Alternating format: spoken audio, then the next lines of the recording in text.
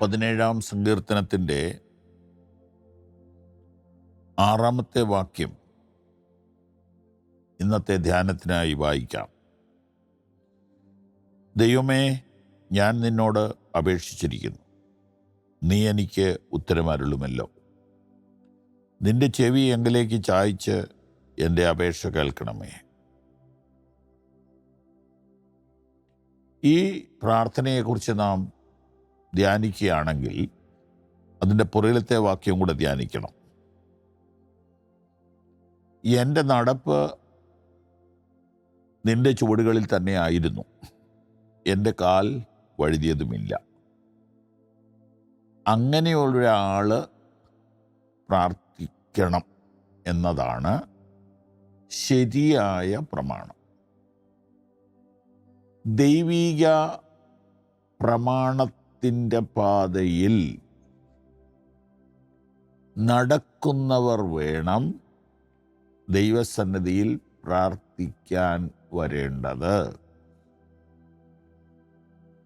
ദൈവിക പാത ലെഫ്റ്റുമല്ല റൈറ്റുമല്ല. രാഷ്ട്രീയത്തിൽ ലെഫ്റ്റും ഉണ്ട് റൈറ്റും ഉണ്ട്. എന്നാൽ മൂന്നാമതൊരു കൂട്ടരുണ്ട്, അവരാണ് സമദൂരക്കാർ, മിഡിൽ സെൻറ്റർ ഗ്രൂപ്പ്.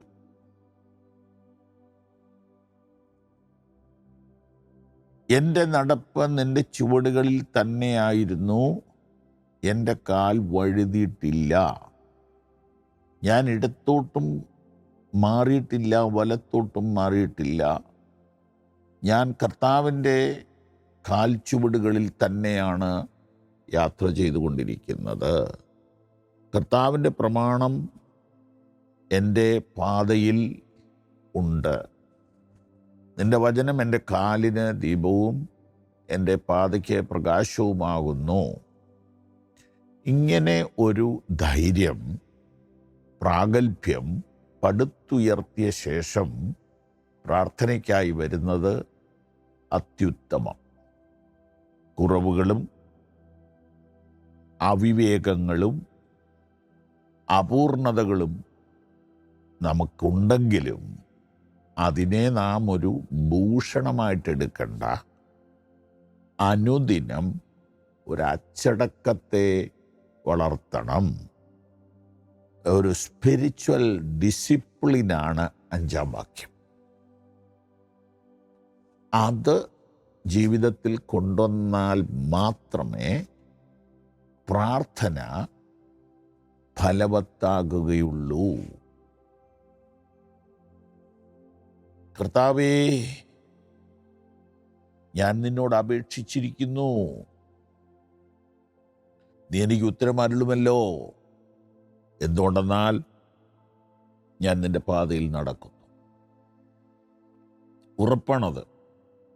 എൻ്റെ പ്രിയ സഹോദരിമാരെ, സഹോദരന്മാരെ, കുറവുകളുണ്ടെങ്കിലും കുറവുകൾ ഒരു അലങ്കാരമാക്കണ്ട.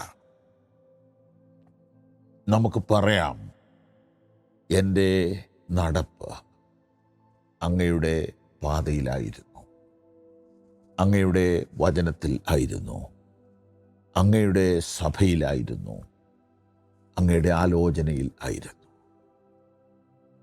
എൻ്റെ കാല് അങ്ങോട്ടും ഇങ്ങോട്ടും സ്ലിപ്പാകാൻ ഞാൻ വിട്ടുകൊടുത്തില്ല. നീ എന്നെ സഹായിച്ചു. ഞാൻ നിന്നോട് പ്രാർത്ഥിച്ചു, നീ എൻ്റെ അപേക്ഷ കേൾക്കുമല്ലോ. യോഹന്നാന്റെ ലേഖനത്തിലെ വചനം ഓർമ്മയുണ്ടാകുമല്ലോ. നാം അവൻ്റെ ഇഷ്ടപ്രകാരം എന്തെങ്കിലും അപേക്ഷിച്ചാൽ അവൻ നമ്മുടെ അപേക്ഷ കേൾക്കുന്നു എന്നുള്ളത് നമുക്കവനോടുള്ള ധൈര്യമാകുന്നു. ഡിസിപ്ലിൻ ആൻഡ് പ്രയർ, അച്ചടക്കവും പ്രാർത്ഥന. ഞങ്ങളുടെ കർത്താവേ, ഞങ്ങളുടെ ഏറ്റവും പ്രിയപ്പെട്ട പവർ വിഷൻ കുടുംബത്തിലെ സഹോദരി സഹോദരന്മാർക്ക് വേണ്ടി ഞാൻ പ്രാർത്ഥിക്കും.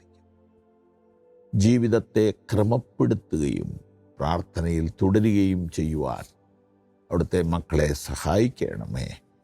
യേശു ക്രിസ്തുവിൻ നാമത്തിൽ ആമേൻ.